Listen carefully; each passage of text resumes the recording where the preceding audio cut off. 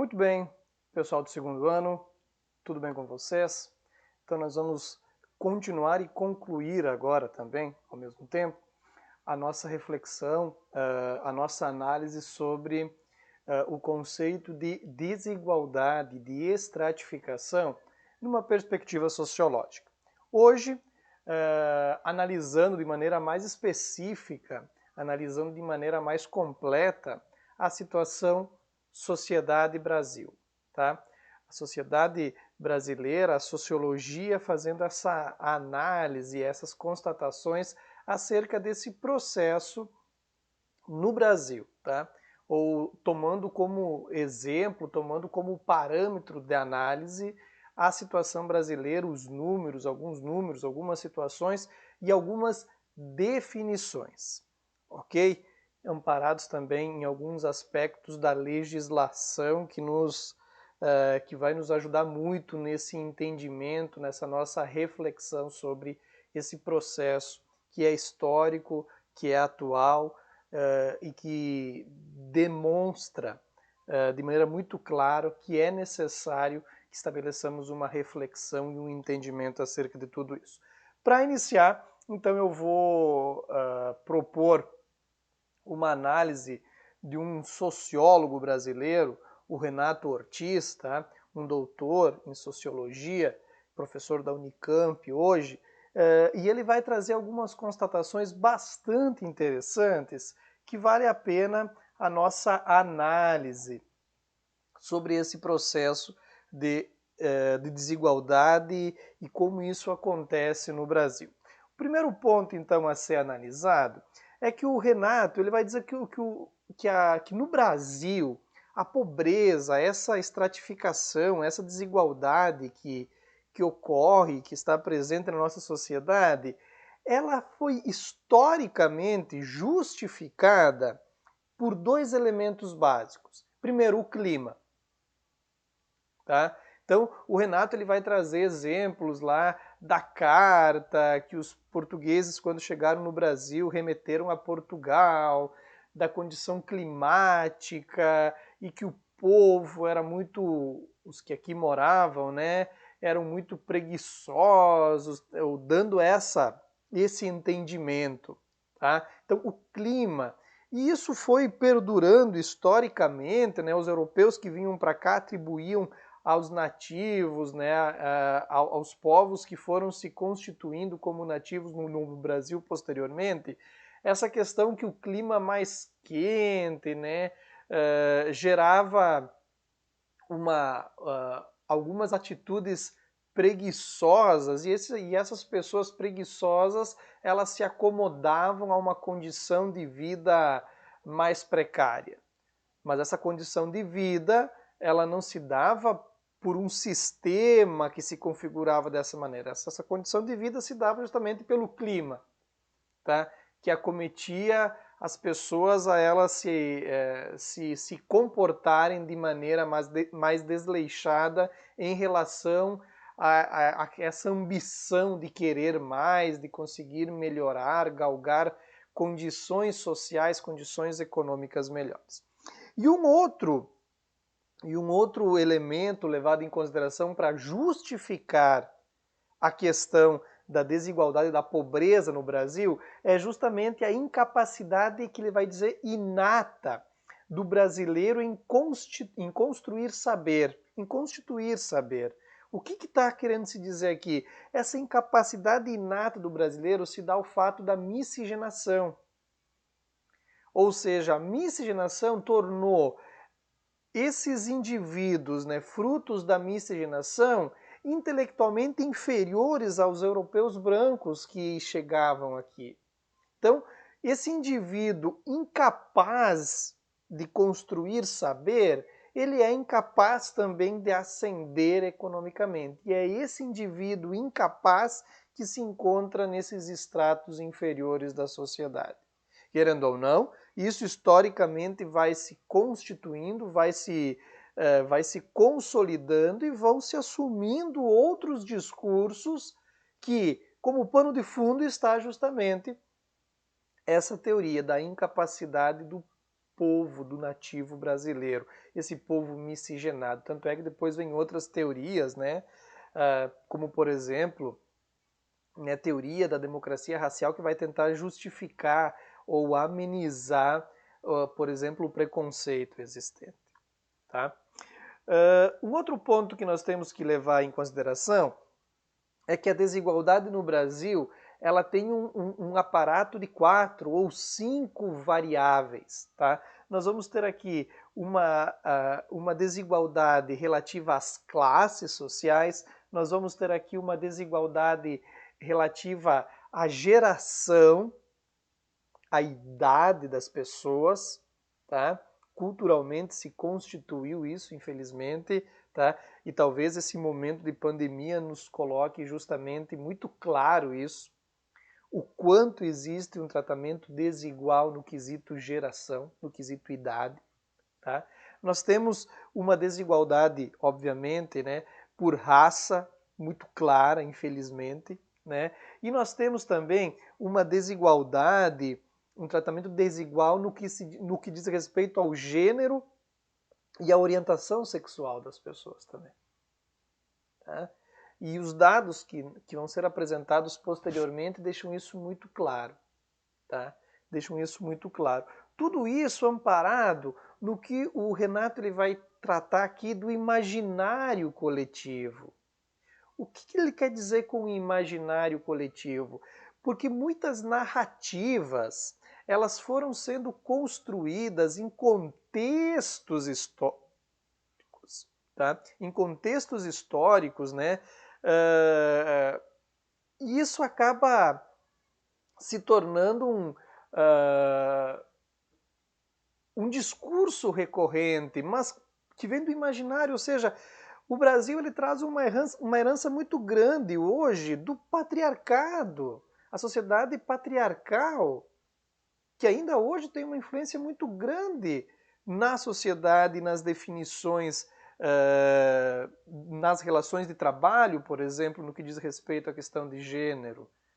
O Brasil ele traz uma herança ainda muito forte da escravidão, do escravagismo, ou seja, hoje ainda se vê resquícios disso que vem à tona e de maneira muito assustadora na nossa atualidade, né?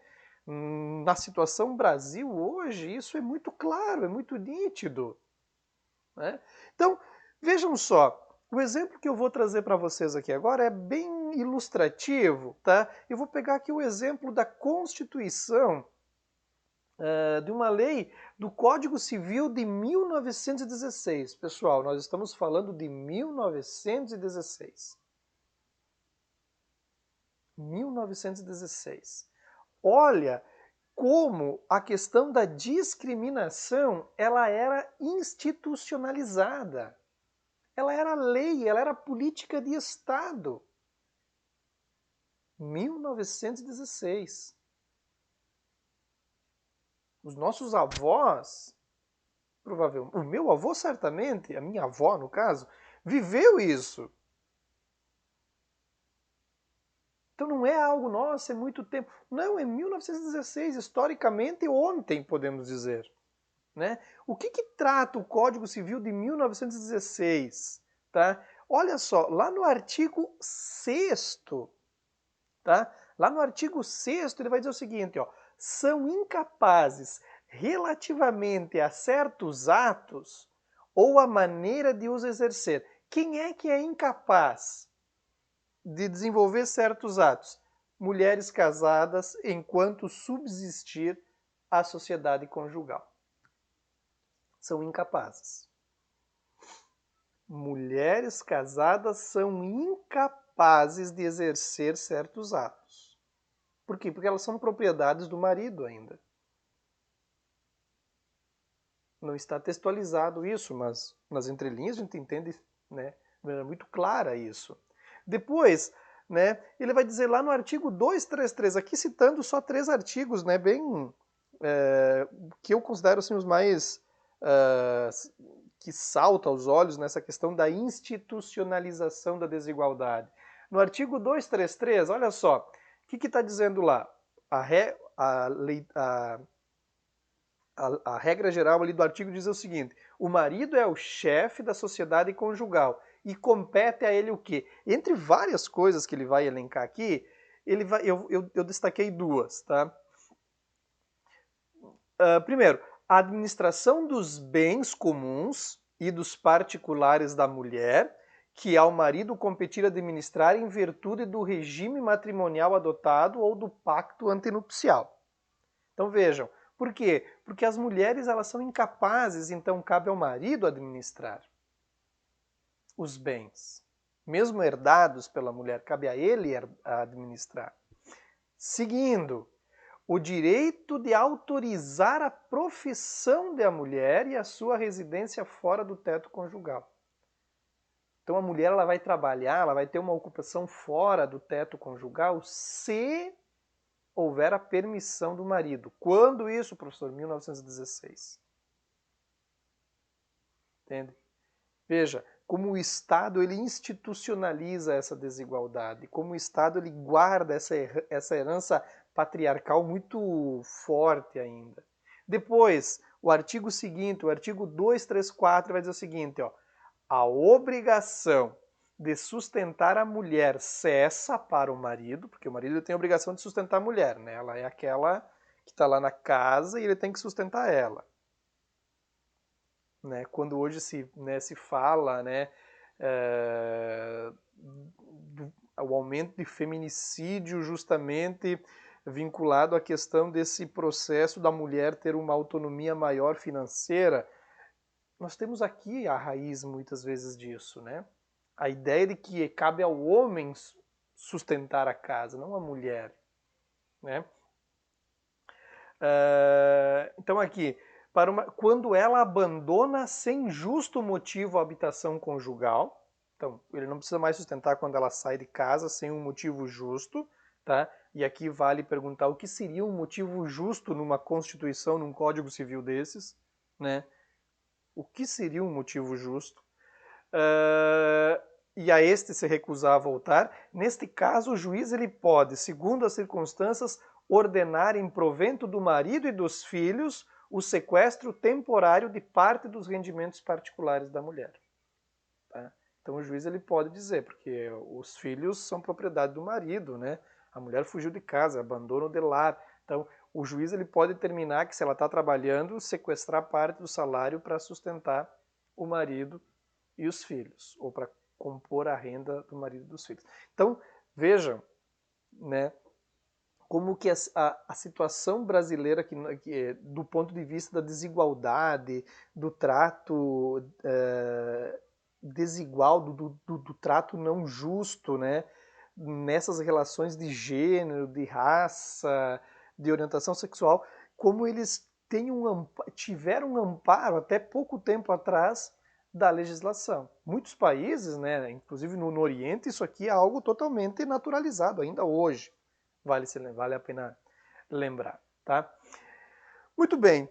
Dito isso, pessoal, nós temos alguns dados aqui. Esse primeiro dado, mas aqui ele traz um dado da América Latina, porque eu não encontrei um dado, eu queria esse tipo de dado aqui no Brasil, não consegui localizar.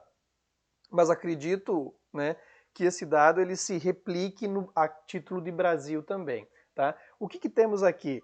Então ele vai dizer o seguinte, olha só, a relação no mercado de trabalho entre homens e mulheres, ela é igual? Porque se tem o discurso hoje de que aquela questão de que os homens, que as mulheres, elas são menosprezadas no mercado de trabalho, a diferença, isso aí não existe mais, é coisa do passado. Será que é do passado mesmo? Aqui nós temos um dado, né, que vai dizer o seguinte, olha só, as 100 maiores empresas da América Latina, por isso que eu digo que o Brasil deve refletir esse mesmo número, tá? Muito parecido, pelo menos. As 100 maiores empresas da América Latina, as mulheres elas ocupam 7,3% das cadeiras de direção. 7,3%. Entende? É assustador olhar um dado desses. Ou seja, o homem ele ocupa ali praticamente 93% das cadeiras de direção nas 100 maiores empresas do Brasil. Do Brasil não, desculpa, da América Latina. Tá? Então veja, uma imagem aqui que nos alerta para essa questão da desigualdade aqui do ponto de vista de gênero. Um segundo, esse aqui é fantástico, esse gráfico aqui, para nós analisarmos de maneira cuidadosa, tá? Cuidadosa. Então ele vai dizer aqui, ó, razão de rendimento das pessoas ocupadas, tá? Então ele vai fazer uma série de análises. Isso aqui, 2018, pessoal. Brasil, 2018. IBGE, Pesquisa Nacional de Amostra a Domicílios, né? É o PNAD. Então, PNAD contínua, né? Eles têm uma análise mais prolongada. Então ele vai dizer assim, ó, qual que é a relação de igualdade no mercado de trabalho entre mulheres declaradas, que se declararam pretas ou pardas, e de homens pretos ou pardos? Bom, no mercado de trabalho a relação de igualdade é de 80%. Tá? Então está ali. 80% eles recebem mais ou menos igual, e 80% é a relação de igualdade. Já entre homens e mulheres, ou mulheres e homens, a relação ela é de 78%. Ou seja, ainda hoje, no Brasil, veja, existe uma diferença ali, né, de 22% mais ou menos, ou seja, os homens tendem a receber 22% a mais do que as mulheres ainda. Tá? Não muda muito na questão de raça, pelo que se percebe aqui. A mulher ela continua desprestigiada, desvalorizada. Tá? Quando temos a relação mulher branca, homem branco, tá? Essa relação de igualdade ela é mais desproporcional ainda, tá? Então é de 75%, 76% basicamente. Quando nós temos homem preto e mulher branca, tá? Mesmo assim ainda a mulher ela fica, né? Ela fica abaixo um pouco. Mulher preta e mulher branca também, tá? Você vai ter aqui a mulher, né, de cor negra, né? Ela tem uma menor remuneração, tá? De maneira geral, entre pretos e brancos, tá? Existe ali uma diferença, um grau de igualdade de apenas 57%, tá? Quando temos homens pretos e homens brancos, a diferença o nível de igualdade é de 56%, e olha só, o maior nível de desigualdade, tá? Que é a igualdade aqui é só de 44%, tá?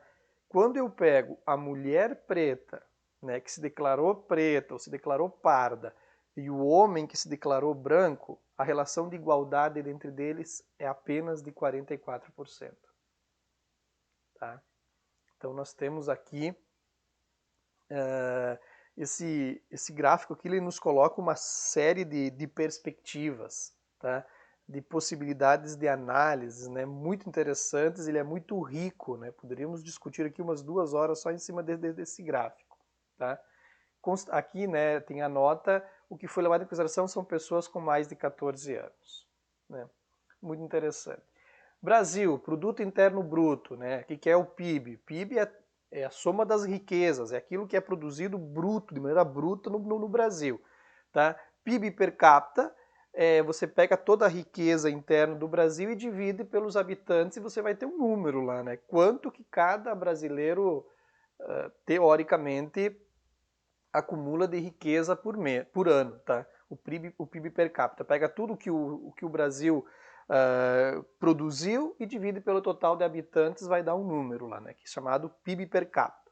É um dos indicadores, né, econômicos, né, para saber se o país ele vai bem ou não vai bem. Então veja só, o PIB per capita do Brasil, ele estava lá em 2018, tá, em R$ 14.359. Então, cada brasileiro produziu no ano R$ 14.359, ou acumulou de riqueza. Obviamente que isso você vai ter aquele que vai produzir, que vai ter acumulado 100 vezes mais do que isso, e vai ter aquele que não vai, ou mais, né? ou muito mais, e aquele que não vai chegar a 1/3 disso, talvez, né, lá no final do ano, né? Muito bem. Então, e aqui está a colocação do Brasil em relação, né, a outros países, tá? A outros países. Aí você vai ver o grau de riqueza desse país. Okay? Só que nós temos que ter um cuidado muito grande, porque tem países que têm um PIB per capita muito grande, mas vivem um processo de desigualdade gigantesco. Tá? Veja só, o PIB per capita do Chile, está destacado aqui, é 60% maior que o PIB brasileiro, tá? Lá em 2018. Agora ele caiu bastante. O ano passado ele deu uma boa queda. Tá? Mas ele era 60% maior. Porém, a sociedade chilena também, embora ela tenha uma estrutura, né, interessante, mas ela vem sofrendo um processo de aumento da desigualdade muito grande. Por quê? Porque ocorre a concentração de grande parcela da riqueza do país na mão de poucos brasileiros, na mão de poucas pessoas. O Brasil nós temos isso, tá? Nós temos uma concentração muito grande de riqueza na mão de poucas pessoas. E, em detrimento disso, nós temos uma massa crescente, né? Nos últimos anos essa massa ela vem crescendo muito de pessoas que vivendo na condição de pobreza ou de extrema pobreza. Né? Então, quando você coloca no total, no PIB per capita, fica um número legal, mas se tu vai analisar no detalhe, você vai ver que tem pessoas muito ricas e pessoas muito pobres. Tá? Então, o PIB é um desses elementos que você consegue analisar a riqueza interna do país. Né? Os Estados Unidos têm um PIB de 55.650 dólares, né? Isso que está em dólares está em reais. Ah, isso aqui está em dólares, tá? Por ano, tá? Ou no ano de 2018. Outro índice interessante para nós analisarmos no Brasil, tá? Para ver a desigualdade, é o IDH, Índice de Desenvolvimento Humano. O que é levado aqui? É o acesso das pessoas à saúde, à educação, ao saneamento básico, né, ao serviço de saúde pública. Então, o IDH é atribuído uma pontuação, né, que vai de 0 a 1, né? Quanto mais perto do 1, tá, melhor. Tá? Melhor é o índice de desenvolvimento. O Brasil, hoje, ele tem, quando ele vai ter aqui, né, o índice está apontado, o índice é de 0,7. Tá? Porém, quando você leva em consideração a questão das desigualdades, né, você pega só as camadas mais baixas da sociedade, as classes mais baixas, esse índice ele varia 13%, ele vai para 0,52% praticamente. Então ele é um índice de desenvolvimento humano relativamente baixo, tá? Ele quase se equipara lá com o da China, né? Ele fica acima da Índia, mas fica muito abaixo dos Estados Unidos, da Coreia, da Suécia, então né, se fala, da Finlândia, né? Que tem um índice de qualidade de vida. Se vocês analisarem, olha só, o índice do Brasil, ele tem uma diferença muito grande entre o índice total e se considerado só as camadas mais baixas. Se nós olharmos lá da Finlândia, olha só, a Finlândia, o IDH, ele é 0,88, tá? E se você considerar só os mais pobres, que na Finlândia esse termo é bem diferente do que é a realidade brasileira, esse índice ele vai para 0,83, tá? Então nós temos essa realidade bem forte no Brasil, né? O índice de Gini, tá? É um outro índice, outro índice muito interessante para ser olhado. Esse índice também ele vai de 0 a 1, tá? Mas quanto mais perto do 1 você chega, mais desigual é a tua sociedade. Tá? Mais desigual é a tua sociedade, é o contrário do IDH, tá? O IDH, quanto mais perto do 1, melhor. O índice de Gini, quanto mais perto do 1, pior. A sociedade totalmente justa, igualitária, quando todo mundo vive na mesma condição, é uma sociedade zero, que tem índice de Gini zero. Quanto mais perto do 1, mais desigual é essa sociedade. Nós vamos ver o seguinte, olha só, quando chegou lá em 2012, o Brasil ele vinha não tem o gráfico anterior, mas ele vinha numa tendência de queda, né? Chegou lá em 2012, no primeiro trimestre o índice de Gini estava em 0,6, tá? E em 2013, lá no final do ano de 2013, esse índice ele baixou de 6, ou seja, o Brasil entrou num seleto grupo de países mundiais que apresentavam um índice de Gini abaixo de 6, tá? Porque o nível de desigualdade tinha reduzido, ou seja, o Brasil tinha reduzido, né, o número, a distância entre os mais ricos e os mais pobres, ela tinha ficado mais próxima, tá? Ou seja, havia ocorrido uma redistribuição de renda, tá?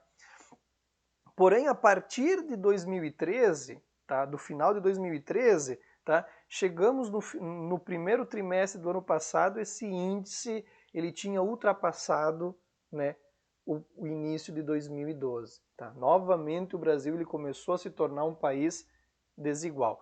Hoje, tá, não temos dados de 2020 do índice de Gini ainda, tá? Mas estima-se que ele esteja lá próximo do 7, quase, né? Ele tem uma tendência de subir, ou seja, a desigualdade no nosso país, do ponto de vista da economia, está aumentando muito. O índice de Gini ele mede a questão econômica, tá? A desigualdade econômica. E aqui nós temos, então, esse gráfico que vocês já tinham visualizado, né? Por que que aconteceu isso, tá? Por que aconteceu essa tendência de queda aqui de 2012 para 2013? Por quê? Porque o Brasil, em 2005, a sociedade ela se estruturava numa... Né, aqui foi pego 2 anos base. No ano de 2005, a sociedade brasileira estava estruturada num sistema piramidal ainda, né? Com uma base larga, ou seja, as classes mais baixas ocupando um espaço muito grande, né, da sociedade, e as classes A e B, de maior poder aquisitivo, ocupando o topo da pirâmide, né, num espaço menor. Em 5 anos, essa pirâmide ela se transforma num losango, ou seja, o Brasil ele vai incorporando e vai aperfeiçoando algumas estratégias de transferência de renda, né, ou de distribuição ou de redistribuição de renda, algumas políticas sociais, tá, que você faz com que diminua consideravelmente a base da pirâmide, ou seja, as pessoas que vivem em nível de pobreza, extrema pobreza, diminui consideravelmente e você tem aqui praticamente 54% da população vivendo na classe C, a nova classe média, né? Com poder de consumo, com poder de compra, e você tem todo um processo interno bem interessante, né? Que depois esse losango ele vai se desfazer, né? Nos anos seguintes esse losango ele vai se desfazer, e hoje, como eu havia mencionado quando tratamos do índice de Gini, hoje voltamos a ter uma sociedade piramidal com uma base bastante alargada e um topo frequentado por um grupo muito restrito de pessoas. Tá? Então, essa é a perspectiva hoje, analisando em números, analisando em imagens, analisando em dados, tá? A realidade do Brasil do ponto de vista da desigualdade. Né? Então, nós temos uma condição social que nos exige reflexão. Tá? Nós temos várias situações que nos colocam diante de uma perspectiva de buscar melhoras, de buscar mudanças, e a sociologia justamente ela vai tentar trazer isso para a discussão. Vamos solucionar isso? Bom se conseguíssemos, provavelmente não, mas temos, não sozinhos, mas podemos sim contribuir para que essa reflexão ela surta efeito na nossa vivência social, no local onde a gente vive, né, através de um discurso científico, né, através de um discurso racional, através de um discurso baseado em fatos, e não em apenas suposições, muitas vezes sem conexão com a realidade ou sem um fruto, ou sem ser fruto de uma discussão científica. Ok? Então ficamos por aqui. Um grande abraço a todos. Até mais.